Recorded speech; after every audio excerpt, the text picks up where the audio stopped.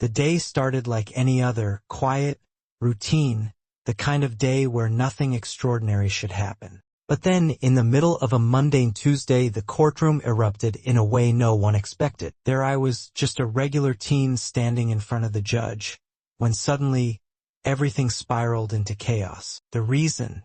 An unjust accusation that felt like a bad joke.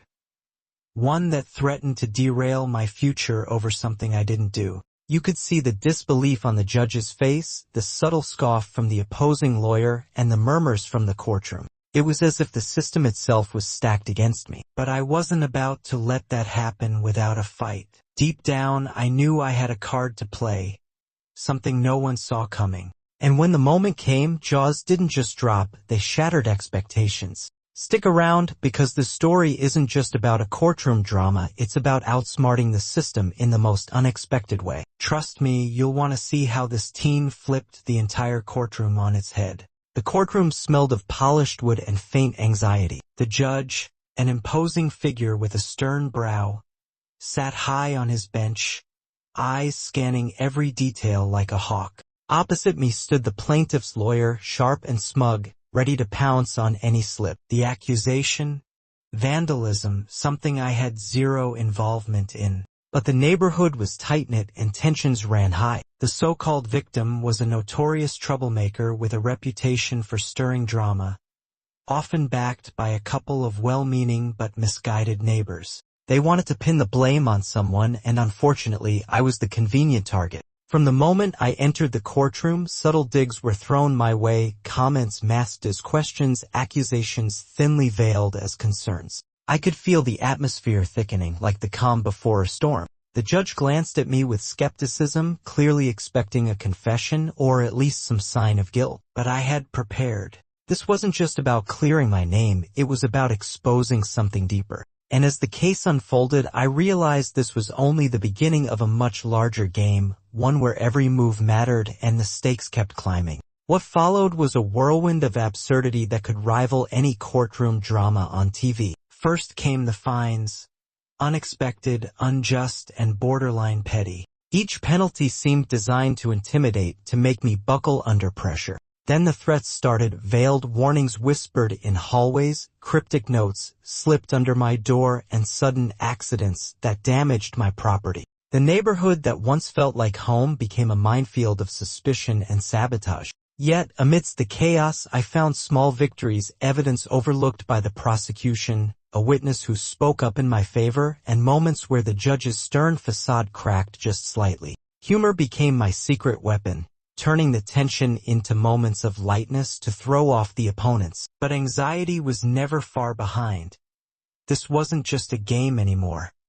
It was my future on the line. The opposing side escalated at every turn, convinced they could wear me down. But little did they know I was planning something that would turn their world upside down. That was the turning point when I decided enough was enough. It was time to stop playing defense and start delivering justice. The plan wasn't born overnight, it was a careful weaving of facts, observations, and a bit of creative thinking. I began by gathering everything the opposition overlooked.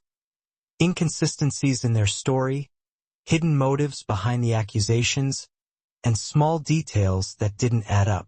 I turned the neighborhood's suspicion into a spotlight, exposing cracks in their alliance. With quiet confidence, I prepared my retaliation not with anger, but with precision and calm. Visual symbols became my allies, signs subtly placed to highlight the truth, locked evidence boxes that no one thought to open, and strategic votes within the community that shifted opinion. The courtroom became a chessboard, each move calculated and deliberate.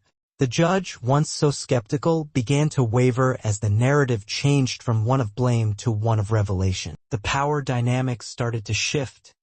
The antagonist's grip loosened, and a new energy took hold. It was no longer about who could shout the loudest, but who had the facts on their side. Watching the courtroom slowly unravel the false narrative was a moment of quiet satisfaction, a calm before the inevitable storm of justice. And then came the moment, the climax, where all the preparation paid off. The courtroom fell silent as I laid out the evidence with clear, undeniable logic.